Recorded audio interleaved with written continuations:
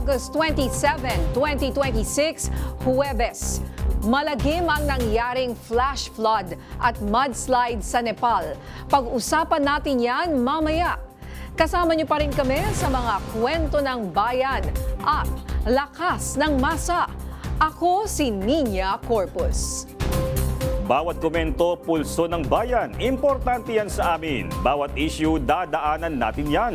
Kagapay nyo kami sa mga usaping hindi dapat palampasin. Live tayo sa DZMM Radio Patrol sa Istrenta at PRTV Manila Facebook page, PRTV Manila YouTube channel at Signal TV Channel 31. Gayun din sa lahat ng FMR station sa buong Pilipinas. Sa ngalan ni Jack Batallones, ako po si Jeffrey Hernaez. Ito ang Arangkada Balita. Oh my God, Bharat.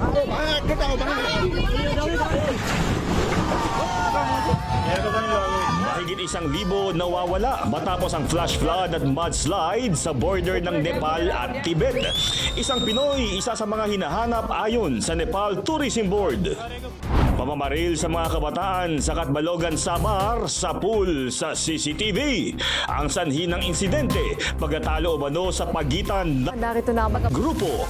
Mga nasa likod ng viral video ng pang-aabuso sa isang kuting. Sasampahan ng kaso ng mga otoridad. 3 menor de edad sa Digos City nahuli dahil sa pagbabanta sa kanilang mga paaralan gamit ang social media. At League of Municipalities of the Philippines isinusulong ang paggamit ng waste to energy solutions. Halos 200 na ang kumpirmadong namatay at mahigit 1,000 ang nawawala sa flash flood at mudslide sa border ng Nepal at Tibet. Yan ang umaarangkadang balita ni Naomi Tiburcio. Walang ulan at mataas ang sikat ng araw pero matinding pagbaha ang nanalasa sa Nepal at Tibet kahapon ng umaga. Ang bansang Nepal na hitik sa likas na yaman kung saan matatagpuan ang Mount Everest. Binalot ng baha, putik at bato. Sa CCTV footage na ito sa Nepal-Tibet border, nilamon ang gusali na nasa bahagi ng Tibet-China na rumaragas ang tubig na may halong putik at bato. Sa isa pang kuha ng CCTV, kitang-kita na bumigay ang gusaling ito. Tinangay din ng tubig ang mga nakaparadang bus. Nagtakbuhan naman ang mga tauhan ng isang dam na ito nang bumuhos ang malakas na tubig. Sa tindi ng hampas ng baha, bumigay din ang mismong dam. Kita din sa videong ito ang pagtaas ng tubig sa isang residential area. Maya-maya pa, tinangay na rin ang tulay na bakal. Rinig naman ang malakas na sigaw ng mga kabataang ito na lulan ng isang sasakyan habang lumilikas sa malakas na agos ng tubig. Aakalain mo namang sanga na inanod ng tubig ang naglalakihang tulay na ito na bumigay sa tindi ng flash flood. Ayon sa US Geological Survey, isang seismic event ang una nilang na-monitor. Inakala nilang lindol ito pero isa pa na itong pagguho ng bato at yelo mula sa bundok ng Himalayas. Ang pagdausdos ng bato at yelo nagdulot ng flash flood sa Lende River, may 20 kilometers northeast ng Nepal-Tibet border. Tinatayang nasa mahigit 160 na po ang naitalang nasawi habang umakyat pa sa mahigit 1,000 ang nawawala mula Tibet, China at Nepal. Kasama dito ang hindi bababa sa 300 dayuhan. Pagkatapos ng insidente, tila nabura ang ilog at istrukturang nilamon ng flash flood, natira ang malawak at makapal na putik. Dahil dito, pahirapan ng rescue operations. 8 tonelada na ng relief goods ang naipadala sa Nepal. Nangako na din ng tulong ang ibang mga bansa. Sa impormasyon ng Nepal Tourism Board, may isang Pinoy na naitalang nawawala sa Nepal. Ayon sa palasyo, nakikipag-ugnayan na ang Department of Foreign Affairs sa otoridad ng Nepal kaugnay sa kalagayan ng mga Pilipino. Sa datos ng OWA, 18 ang OFW sa Nepal at 128 ang Pilipinong nakapangasawa ng Nepalese. Ako si Naomi Tiburcio ng PRTV News, nagseserbisyo para sa Pilipino. Para mas maunawaan pa natin ang malagim na pangyayaring ito, makakausap natin si Architect June Palafox. Siya po ang Principal Architect, Urban Planner and Founder ng Palafox Associates. Magandang hapon po, Architect Palafox, and welcome sa Arangkada Balita. Yeah, magandang hapon, Nina. Yeah, ma'am. Yeah, how are you? Yeah. Yeah, I just saw the footage and I've done projects in Kathmandu. Opo. Very high elevation talaga. And if we apply to our country, I've been saying, itong floodwaters, we should start from ridge to reef, from the top of the mountain, the highlands, the midlands, and the coastline. Nangyari dyan, like we can learn from the rice terraces. Yung ginawa nilang step by step, hindi yan mangyayari sa rice terraces. Dito naman kasi, I think what happened was there was a earthquake, nag-break yung ice, kasabay na yung mga rocks, mudslide and so on. Looking back, I think early 2000, nangyari yan sa Quezon. And I was there. Yung mga kalbong bundok, mud flow rin bumaba, and then may mga logs bumaba rin, na-clog yung mga rivers and even the bridges. So this is a parang catastrophe talaga ito. And the mud flow, the rocks and so on, and the bridge also was taken away. And a lot of lessons can be learned here and apply to our country also. Yun nga Like po. floodwater. Po. O nga po, actually, ito nga nangyari sa Nepal ay marami ang nangangamba para sa ating bansa. Kasi parang ang feeling po natin, dahil tayo ay landslide prone, maulan, maraming bundok. So, maaaring mangyari rin sa Pilipinas. At nangyari na nga actually, isa sa mga, kung naaalala nyo po, Architect Palafox noong 2006, dyan po sa Ginsaogon, Southern Leyte, kung saan nagka-landslide at binaon yung entire village po, yung buong village na yan ay nabaon sa landslide. At may iba pang mga lugar sa bansa na nangyari na ito in the past. Pero wala kasing pong mga video, pero ito kasi kakaiba, napakalaki. Kumbaga, it's a bigger scale. Yeah. Opo. Kaya nga, we've been saying it's 90% less expensive to address the hazards before they become disasters, aside from saving human lives, buildings, and infrastructure and agriculture. In fact, I wrote a book towards resilient cities and communities, and I also wrote from time of President Gloria, after Ondoy, I gave her 60 recommendations. She approved most of them. 2 weeks ago, I handed to President Bongbong 250 recommendations. There are 18 kinds of hazards, and landslides and are just one of them. And we can identify all of them. We have the solutions, but we have to do it now. Yung kinakalbong bundok, kaya bumababa from the newland mountains, putik. Oo. Opo. Well, Architect, alin pong mga lugar dito sa Pilipinas sa tingin nyo ang pinakadelikado sa ganyang klase ng landslide kapag bumuhos ang malakas na ulan? Opo, meron hazard mapping na ginawa ng DOST and UP ata. And then there in that hazard mapping, nandun yung landslide prone to flooding, earthquake, and so on. May flood hazard map na prepare na. And every time we plan something, we look at it. But primarily dapat yung mga bundok natin, lalo yung mga kalbo, we do a lot of tree planting and so on. Opo. And then we address talaga yung mga hazards bago maging disaster. And dito lessons to be learned. Opo, Siguro yun nga. even the bridge siguro is not strong enough, and maybe even the river is not deep enough. And then there should have been we can learn from the Ifugaos. Tinerase nila yung bundok. Yun, Oo. opo. Kaya that's the best slope protection na riprap lang. Oo. Opo. Even yung mga... Pero sa ganyang klase po ng massive, parang talagang wala pa tayong nakitang ganitong klase ng kalaki ng landslide. Kumbaga sa pelikula lang po natin nakikita. So kahit siguro po matibay na bridge, kahit sabihin mong, kunyari, Golden Gate Bridge, nagkaroon ng ganyan, talagang tutumba. Yeah, kasi dito, yung may earthquake daw, brinik yung glacier, yung snow. Tapos, so a lot of this snow, nasabay yung rocks and mud pababa. Yeah, it's really so catastrophic. And again, we can learn that for our country, mga kinalbong bundok na, magmamud flow yan. Opo. At saka katulad po ngayon, maulan, may habagat, may mga bagyo pa tayong inaasahan sa mga hanggang end of the year. Talagang marami pa rin pong nakatira sa paanan ng mga bundok. Hindi ho ba? Opo. O sila, Pati yung mga opo. slope protection na may corruption, I think babagsak lahat yan. Opo. Oo. Oo nga po, actually, ewan ko kung nakapunta na kayo sa Pagudpud, yung area Ayan. na may bridge, yung Patapat Bridge. Yeah. Okay, Oo. so hindi ho ba merong mga riprap doon at may mga talagang kino-cover nila Yeah.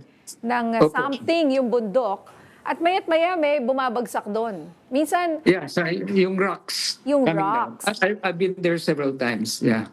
yes, and can you imagine pag nagkaroon ng malakas na bagyo or yung grabe at sobrang sabihin na natin, malambot na malambot yung lupa, etc. No? Doon sanay kasi silang may bumabagsak. Pero pag ganyang kung klase, parang walang, ang hirap ng ganong, parang hindi ka Six, makakaligtas sa ganong klase Yeah. ng landslide.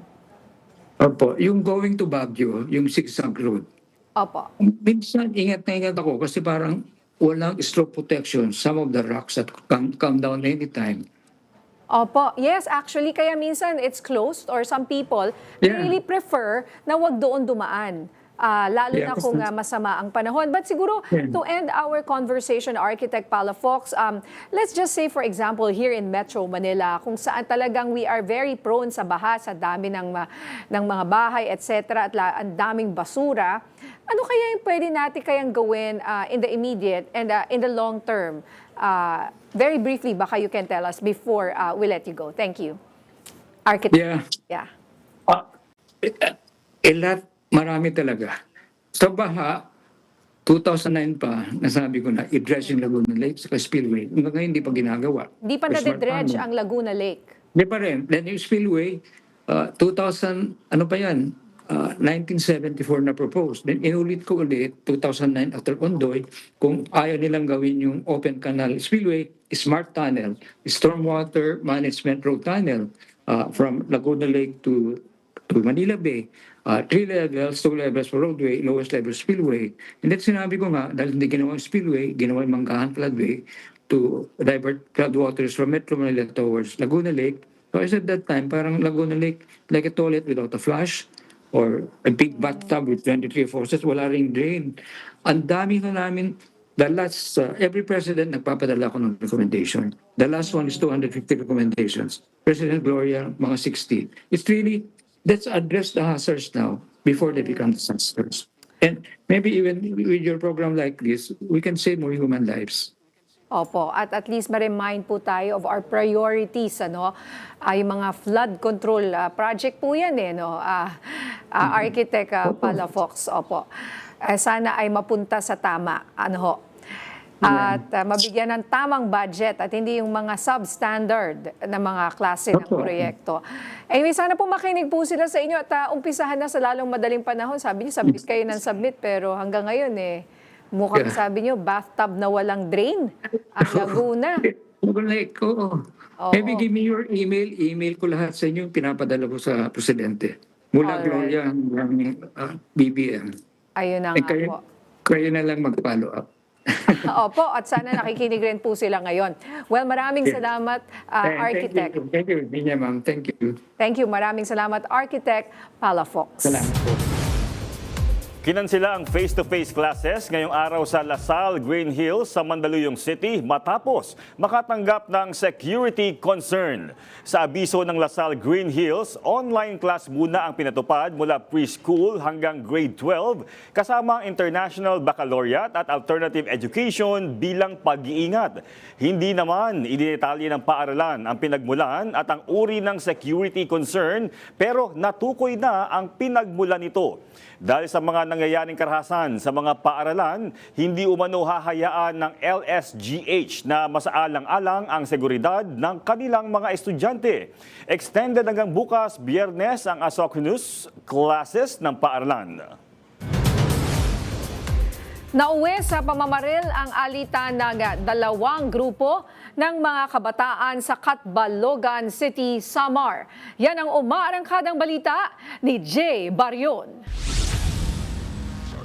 Sa CCTV na ito, kita ang pagdating ng tatlong kabataan na sakay ng isang motorsiklo sa Barangay Mercedes sa Catbalogan City. Pagbaba ng motorsiklo, kumaripas sila ng takbo at nagtago mula sa isa pang grupo ng mga kabataan na sakay ng hiwalay na motorsiklo. Pagbaba ng motor, agad nagpaputok ng baril si alias Justine. Wala namang nasaktan at napuruhan sa pangyayari. Pinagtatadyakan ng mga kabataan at sinira ang naiwang motor ng kanilang mga hinabol bago humarurot paalis sa lugar. In-upload ang CCTV footage ni Louie Cabantok na residente ng Barangay Mercedes sa Catbalogan City. Alas 2 ng madaling araw noong Miyerkules nang mangyari ang insidente base sa kuha ng CCTV. Samantala, sa inilabas na pahayag ng Catbalogan City Police Office, sinabi nito na agad nilang pinuntahan ang lugar para kumpirmahin ang nasabing insidente. Ayon sa pulisya, nag-ugat ito sa pagtatalo ng dalawang grupo. Sa ngayon, natukoy na ng mga otoridad ang pagkakakilanlan ng mga sangkot na kabataan at iniimbestigahan na ang nasabing insidente. Ako si Jay Barion ng PRTV News, nagsiserbisyo para sa Pilipino.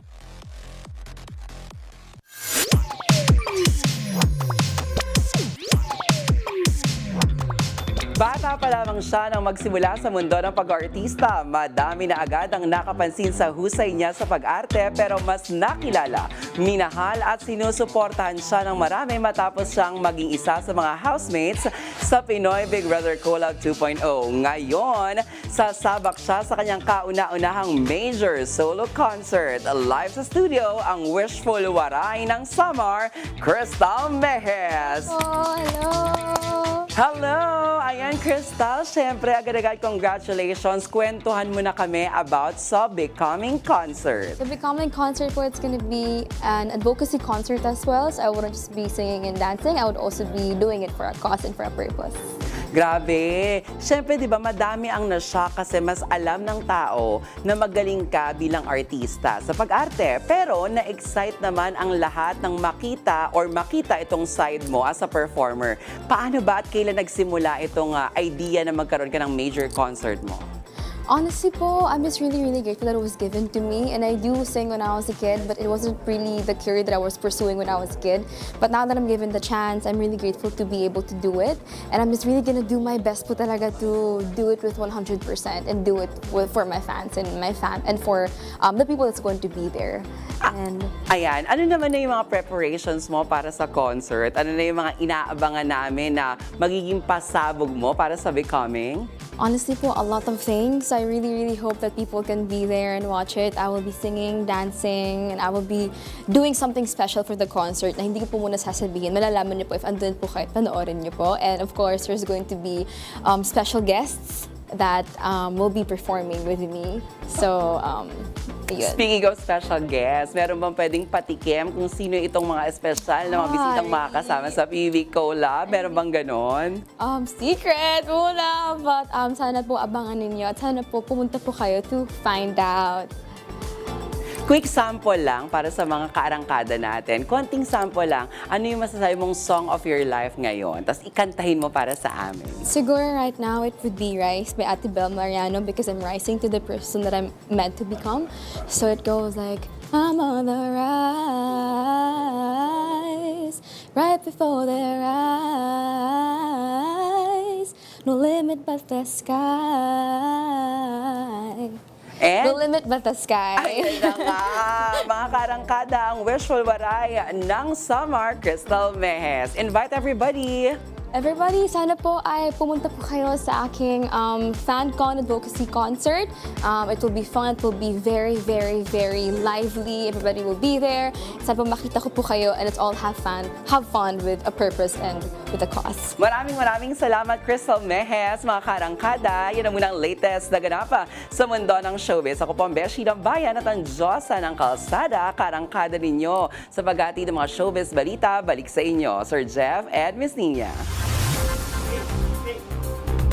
Pag-asa nilinaw na hindi sandstorm ang nakuhanan ng video sa bahagi ng Pasay City. Marami pang may init na balita sa pagbabalik ng Arangkada Balita.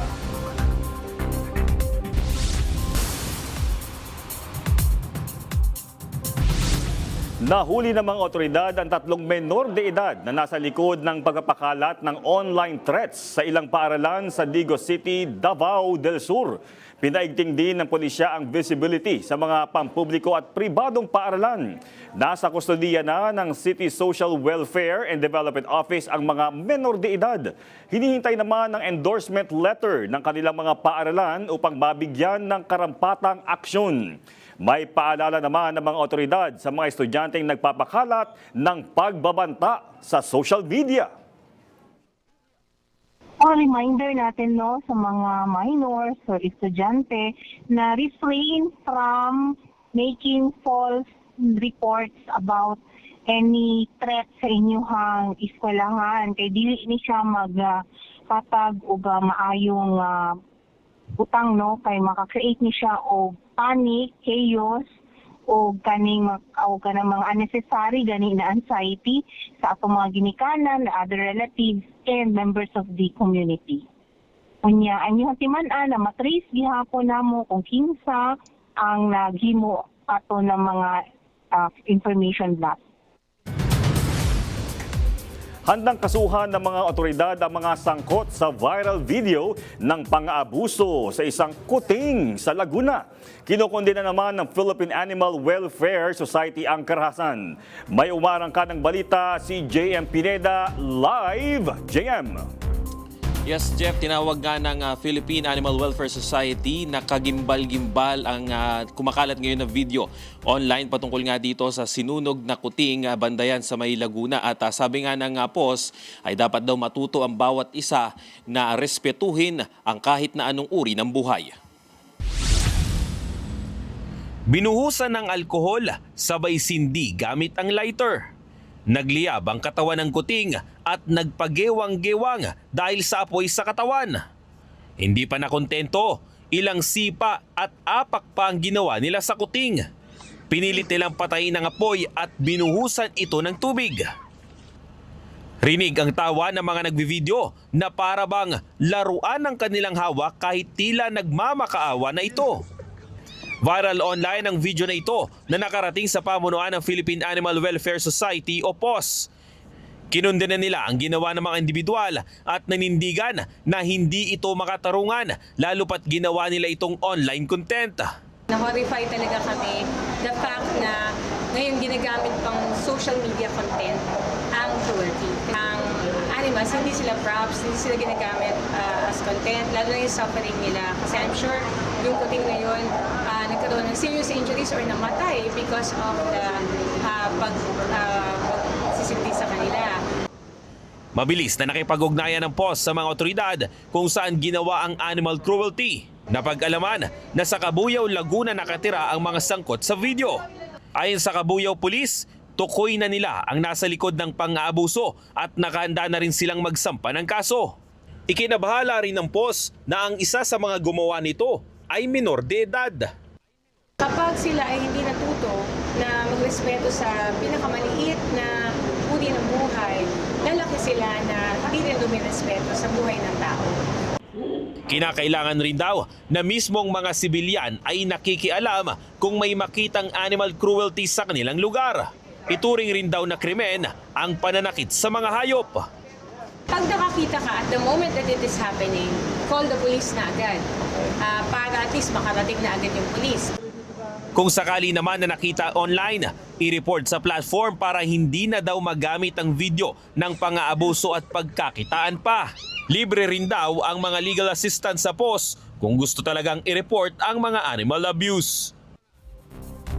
Jeff, posibleng maharap sa paglabag sa Animal Welfare Act ang sinumang mananakit sa hayop at ang parusa nga dyan ay umaabot ng kulong na 6 na buwan hanggang 2 taon at hinihikayat nga rin ng POS na huwag matakot na magsumbong o mag-report para ma-aksyonan agad itong mga klase ng animal abuse. Nung nakarang taon nga daw, Jeff, ang nangyari ay 6 na raang mga report ang nakarating sa kanila pero 8 lang ang nasampahan ng kaso. Jeff. JM, nako, may tanong lamang kami, wag naman sana, pero nasawi ba yung kuting? Jeff, sa huling impormasyon na nakuha natin ay hindi naman namatay yung kuting at agad itong naisalba dahil nga makikita doon sa video, pinatay nila agad yung apoy doon sa katawan ng kuting at may nakita rin tayong video online, bine-verify pa natin to na humingi nga ng tawad itong isa sa mga gumawa nung pagsilab doon sa kuting. Jeff. Panghuli na lamang, JM, kapag ang isang social media user ay napanood yung ganitong uri ng karahasan sa mga hayop na tulad niyang kuting na iyan, sino ang pwedeng magsampa ng kaso? Pwede bang magsampa ng kaso ang isang social media user na nakapanood lamang nitong karahasan na tulad ng ganito? Jeff, sabi ng post ay pwede naman daw silang makapagsampa ng kaso. Pero ang gagawin nga dyan, hihingi ng tulong sa mga otoridad para magkaroon ng tamang proseso. Ang isa nga sa mga sinabi ng post kanina ay pwede silang lumapit sa mismong grupo para matulungan sila sa mga legal assistance. So kung merong malapit na police station ay pwede itong maisumbong agad. Pero dapat daw handa silang gumawa ng affidavit para may matibay na ebidensya sa korte. Jeff. Alright, maraming salamat, JM Pineda. Patay ang isang bata matapos masagasaan ng truck sa Cebu. Yan ang umaarangkadang balita ni Clark Pasuit. Dead on arrival sa ospital ang isang 8 taong gulang sa bayan ng Balamban, Cebu matapos na masagasaan ng truck. Sa inisyal na investigasyon ng Balamban Municipal Police Station, sinasabing pinaandar ng driver na si alias Darwin ang truck. Nang hindi ito umandar, bumaba siya at chinek ang battery ng truck. Habang tinitignan ang baterya, bigla umunong umabante ang truck. Nagkataon namang tumatawid sa kalsada ang bata at nahagip ng truck. Lumalabas sa investigasyon na nakalimutang i-handbrake ng driver ang truck bago bumaba. Nasa kustudiya na ng mga polis ang driver habang hinahanda na ang karampatang kasong isasampa laban sa kanya. Mula sa Cebu, Clark Pasuit ng PRTV News, nagsaserbisyo para sa Pilipino. Nilinaw ng Pag-asa na hindi sandstorm ang nasa video na kumalat sa social media. Sa videos na nakunan sa bahagi ng Senado sa Pasay City, tila nabalot ng buhangin ng paligid at malaking bahagi nito sa Pasay. Ayon sa Pag-asa, ito ay dahil sa malakas na bugso ng hangin mula sa habagat. Anya, ang sandstorm ay matatawag na isang persistent phenomenon, habang ang naturang insidente sa Manila Bay ay localized at short-lived. May isinasagawang reclamation project sa Manila Bay na posibleng pinagmulan ng mga buhangin. Kinontra ng palasyo ang paghahambing ni Senator Robin Padilla sa mga alyas ng mga bayani at mga pangalang nasa resibo ng OVP na ipininisinta sa impeachment trial. Yan ang umaarangkadang balita ni Lestor Alel. Patiño na nagbulgar. Naging usap-usapan kahapon ang naging paghahambing ni Senator Robin Padilla sa paggamit ng aliases sa mga nakapangalan sa mga resibo ng Office of the Vice President, kung saan ilan sa mga pahayag nito ay kinontra ng prosekusyon, maging si Senator Bam Aquino matapos mabanggit ang kanyang tito na si dating Senador Ninoy Aquino. Pero para sa palasyo, magkaiba ang paggamit ng aliases ng mga bayani noon at sa mga nakasulat na pangalan sa mga resibo ng OVP. Sa Palace Press Briefing, sinabi ni Presidential Communication Undersecretary at Palace Press Officer Attorney Claire Castro na itinatago ng mga bayani ang kanilang pagkakakilanlan para sa bayan, habang ang iba naman ay nagtatago para sa bayad. Bagamat sinabi na rin ng prosekusyon na non-issue ang paggamit ng aliases, ay doon pa rin aniya patungo ang tanong ng senador. Kung ito ang pagkukumparahin natin, ang mga bayani noon ay lumalaban para sa bayan, itinatago ang pagkakakilanlan para sa bayan, pero yung iba ngayon, itinatago ang pagkakakilanlan para sa bayad. Dagdag pa ni Yusek Castro na ang mga bayaning gumagamit ng alias ay maituturing na totoo, hindi katulad sa mga nakapangalan sa resibo. Ang mga bayani noon, kahit gumamit ng pseudonym, ay alam nating totoong tao. Sa ngayon, ang mga resibong naipakita, hindi natin alam kung totoong tao o sila ay multo or mga ghost beneficiaries. Sa kabila nito, nirerespeto naman ng Malacanang ang karapatan at saloobin ni Senator Robin Padilla bilang Senator Judge, at iginiit din na hindi manghihimasok ang Malacanang sa nagpapatuloy na pagdinig. Samantala, wala namang nakikitang problema ang palasyo sa pag-amyenda ng Commission on Audit sa adjustment pagdating sa paggamit ng Confidential at Intelligence Fund. Ayon kay Yusek Castro, hindi problema ang rules na nakapaloob sa Memorandum Circular No. 2015-01 kung tapat at hindi gagawa ng panloloko ang isang opisyal. kung kayo naman po ay susunod sa polisiya at sa rules at wala naman kayong balak na manloko para sa pondo at ito naman lahat ay gagamitin nyo para sa ika-aangat at para sa interes ng bayan at ng taong bayan, hindi naman problema yung rules. Nasa tao yan. Ako si Lester Aler ng PRTV News, nagseserbisyo para sa Pilipino.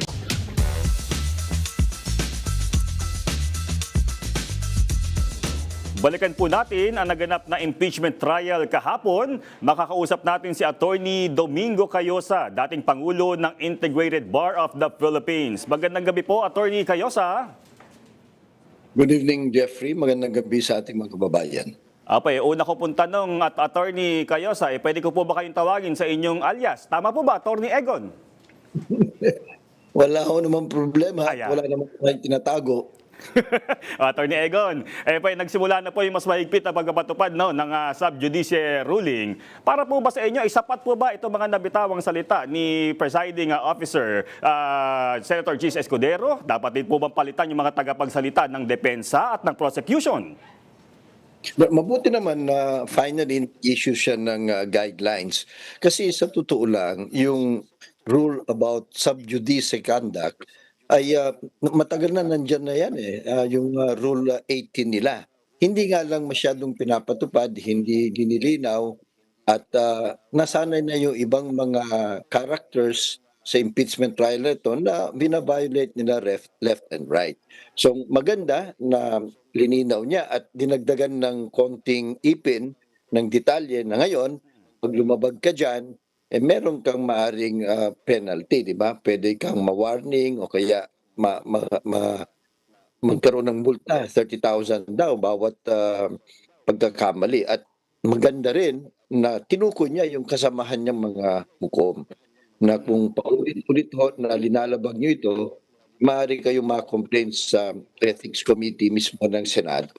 So nakakatulong ito. It may be a bit late, but it is never too late. At sana moving on from this ay meron mas may disiplina. Hindi naman pero dinadagdag din natin ito, Jeffrey, importante. Hindi naman ibig sabihin ngayon na hindi na natin pwedeng pag-usapan yung nangyayari sa Senado. Doon sa hindi pwede. Karapatan natin, alalahanin ho natin yung sub-judice rule ayon sa rules ng Senate Impeachment Court applies only sa mga abogado, sa impeachment, mga partido, mga witnesses at kasama na niyang mga hukom. So ito ang malinaw. Kayong mga mamamahayag, yung mga journalist at sino mang mamamayang Pilipino, ay patuloy pa na nating minomonitor ito at malaya tayo magkomento depende kung ano ang ating pagtingin. Apo. So, Attorney, ibig sabihin po ba dito, itong mga abogado ng prosecution at depensa, hindi na po ba sila pwedeng magpa-interview outside the courtroom? Ganun po pwede ba naman. Pwede ilinaw natin kasi ang bawal lang yung pag-usapan sa labas ng impeachment court yung merits of the case. Halimbawa, tatanong, ano ho ba nangyari? At sino mga testigo, anong sinabi nila? Pwede nilang ikwento sa inyo.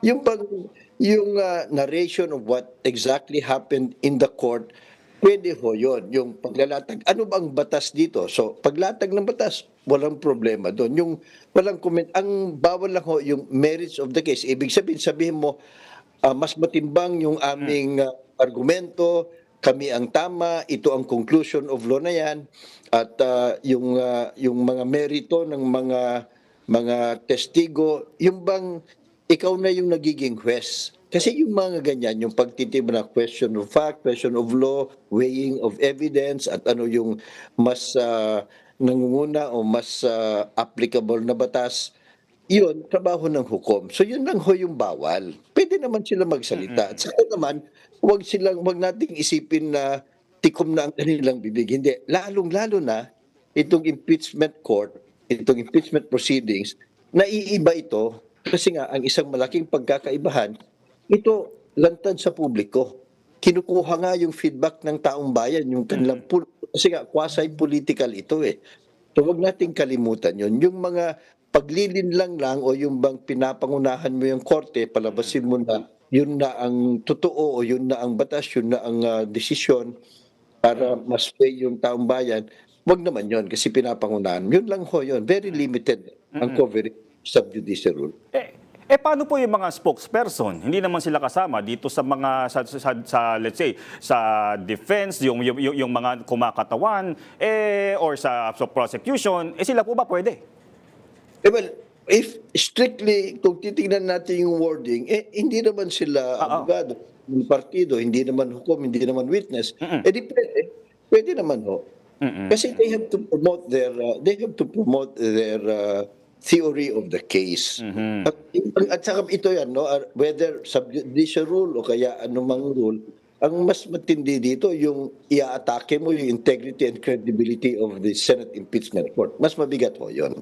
Apo. Attorney, ipinaalala rin po ng impeachment court na dapat impartial itong ating pong mga senator judges. Nakikita nyo pa rin po ba yung impartiality dito sa nangyayaring pagdinig? Well, matagal na nating nakikita na yung hindi naman ho lahat. Karamihan ho naman matino, yung iba nga tahimik lang. Pero meron kasing matingkad na iilan na pretty obvious. Hindi lang ho sila may kinikilingan Sila ay nag-aabogado dun sa nila. At hindi lang pag-aabogado. Kung minsan, nagtetestigo pa sila para dun sa isang panig. So, saan ka naman nakakita ng hukom na ikaw na yung nagtetestigo, ikaw nagpapasok sa record na trabaho sana yan ng mga abogado kaya kanilang mga witnesses. So, pretty obvious ito at maintindihan sa natin, Jeffrey, kung nagkamali lang o kaya lapse lang niya na nadala ng emosyon, walang problema. Paulit-ulit kasi So, napawalan na ng kredibilidad yung impeachment court. Yun ang mas mahalagang pangalagaan ng presiding officer at lahat ng mga hukom sa senator judges. So dapat naman pagsabihan nila itong mga kasamahan nila. Mabuti nga ngayon sinabi pwede kang ma-ethics committee pero sa totoo lang Jeffrey may ba tayong natapos sa madalian na kaso sa ethics committee ng Senate? Halos wala, di ba? So that's not a realistic one. That's not a realistic remedy. Siguro para lang to deter or to temper yung partiality ng iilan sa kanila. Pero mas maganda sana kasi katungkulan at poder ng presiding judge na pag nakikita na gano'n, pwedeng sabihin, pwede niyang suwayin, pwede niyang gently remind, and then kung gusto mo ako na lang magtanong o kaya out of yan, mga gano'n ba? Kaya nasa poder niya yun Mas maganda yun para kaagad na. Kasi gaya nga ng tinalakay ng isang impeachment judge at alam natin lahat, pag yan naisiwalat mo na, nasabi mo na kahit mag-sorry ka, the damage has been done, di ba? And ang damage na matindi dito, yung obvious nakikita ng mamamayan, anong klaseng korte ito na pinapayagan yung mga ahasan at harap-harapan na may kinikilingan. Yung iba pinipilit pa yung mga testigo na sabihin yung gusto nilang ipasabi. So, sana ganoon. Opo, kahapon din at Attorney Egon, napag-usapan na yung mga alias. Naku, meron pang iba-ibang pangalan, may ngit-ngit at iba-iba pa para po ba sa inyo, paano po ba talaga ito? Dapat talakayin, itong mga alias na ito, gaano kabigat ito, paano maapektuhan ito ang kaso dito po sa isinasagawang impeachment trial? Well, hindi naman talagang masyadong isyong ano man ang pangalan niyan, ang importante is verifiable. Ibig sabihin, maipapakita ba ng nasasakdal na merong totoong taong tumanggap dito o baka naman ito ginamit lang kung ano-anong mga pangalan na para lang pagtakpan na yung perang bultuhang binigay kung saan-saan na napunta. At malinaw din ho kasi na kung may alias man yan, kasama dapat yan dun sa report ng disbursing officer ng ahensya na linalagay sa sealed envelope at sinasubmit sa COA. Hanggang ngayon, wala tayong naririnig na gano'n Bakit gano'n? Yan ba ghost people? O talagang wala talaga? Aso, pusa, pagong, mga chichirya. So, siguro kaya lang linalabas ng prosecution ito.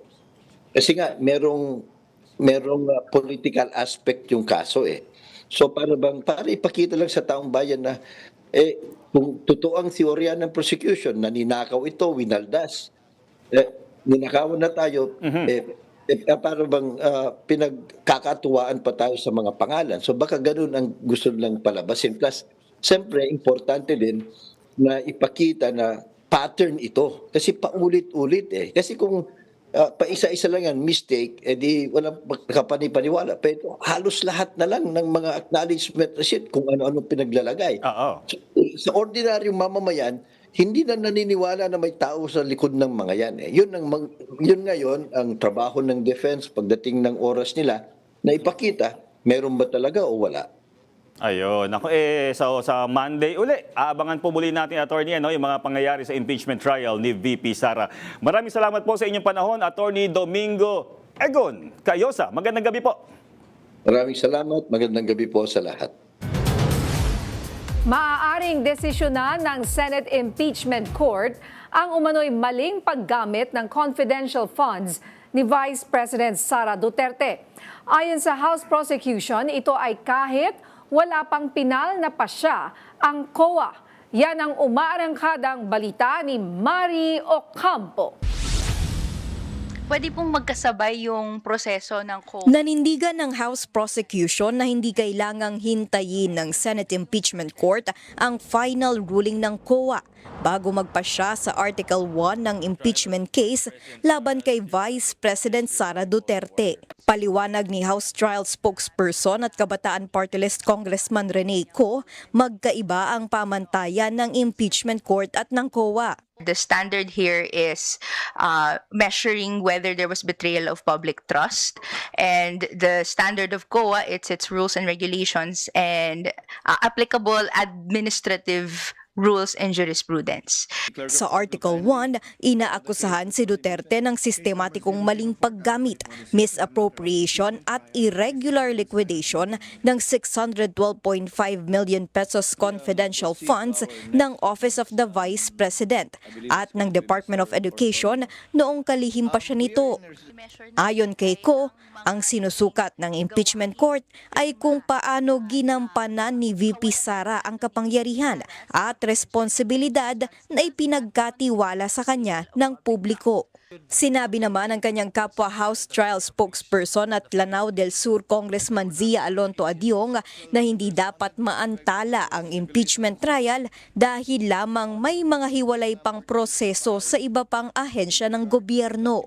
The point is that the impeachment court, having to exercise their constitutional and exclusive power to try and decide, should continue on with the impeachment trial until such time that they have reached a verdict, regardless whether pending ang mga kaso. Nire-review pa ng COA ang motion for reconsideration ng OVP para sa notice of disallowance na sumasaklaw sa 375 million pesos na cash advances para sa confidential funds noong unang tatlong quarter ng 2023.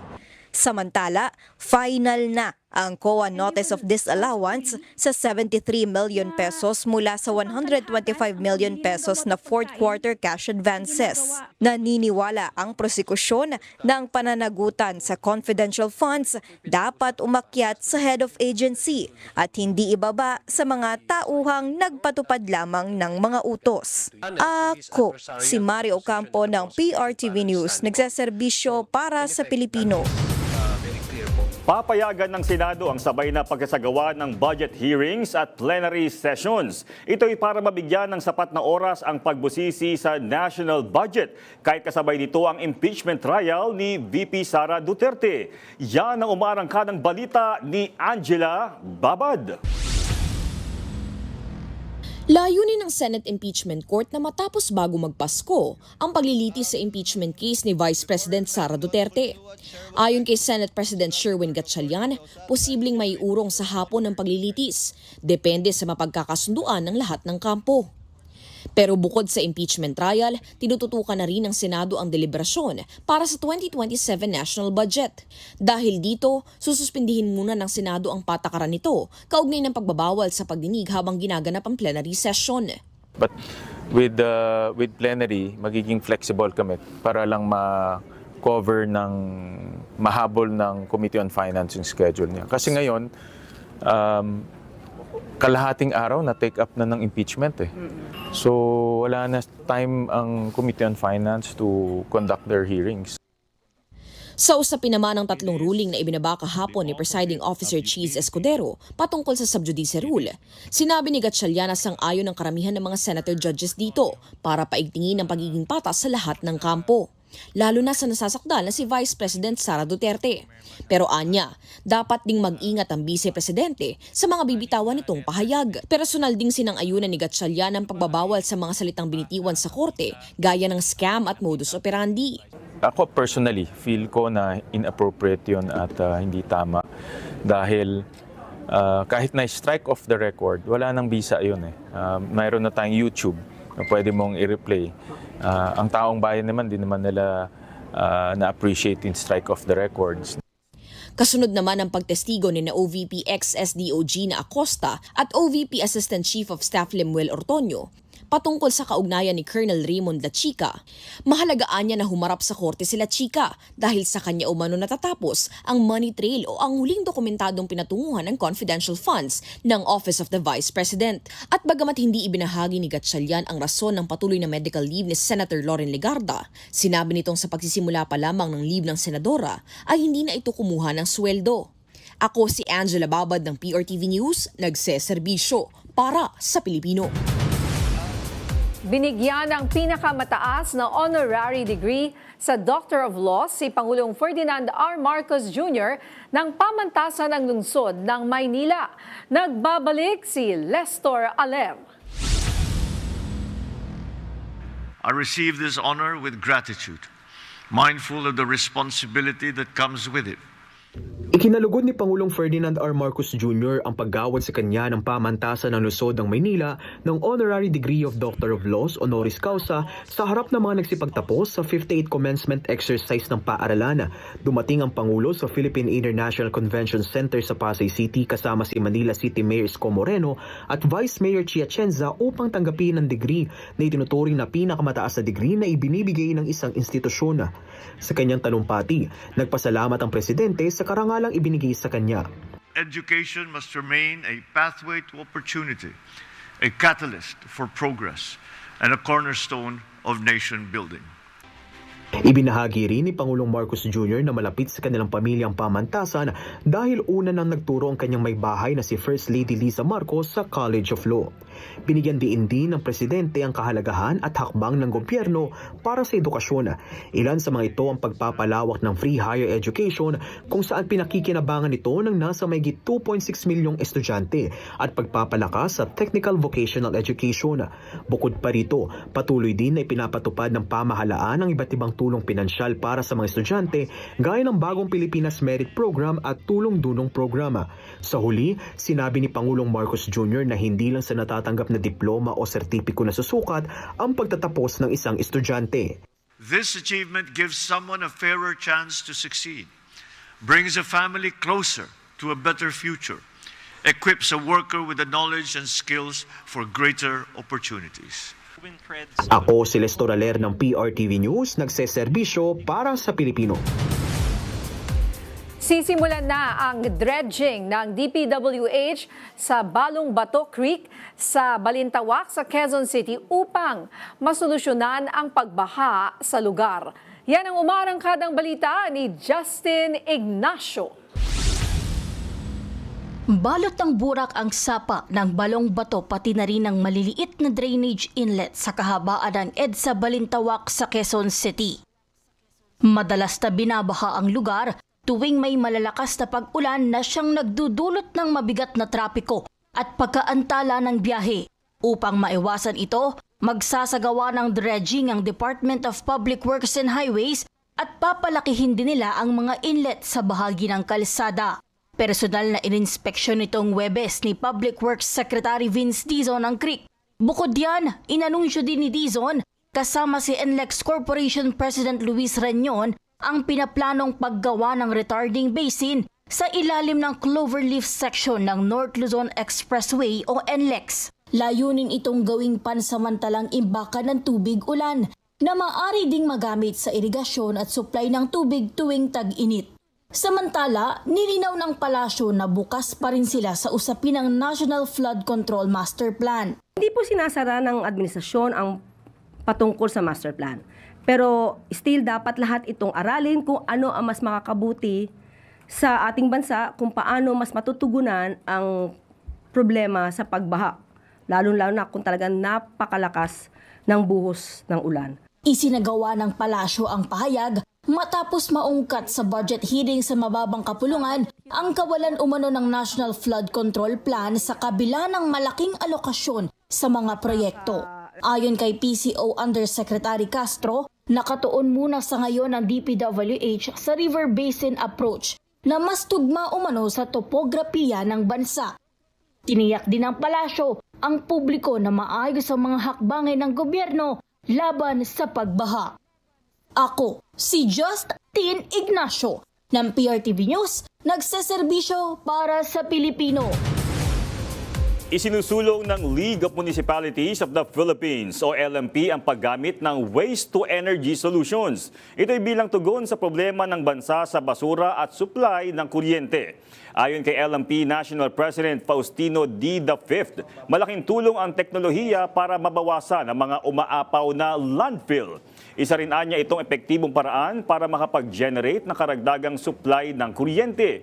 Binigyan din ni D na ipinatutupad na ang ganitong sistema sa mga karatig bansa katulad ng Japan, China at Indonesia. Potential po na solution po ito because two birds with one stone po tayo. Masosolve natin yung disposal ng waste natin kaysa sa landfill po natin tinatapon dahil marami rin pong LGUs ang hindi nakakapag ay wala pong space masyado pang landfill at nakapag-generate din po tayo ng supply ng kuryente which kulang din po tayo sa bansa natin. At yan ang mga umarangkadang balita ngayong araw.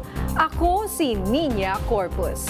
Sa ngalan ni Jack Batallones, ako po si Jeffrey Herdaez. Para hindi mahuli sa usapan, kapit lang hanggang sa susunod na Arangkada Balita.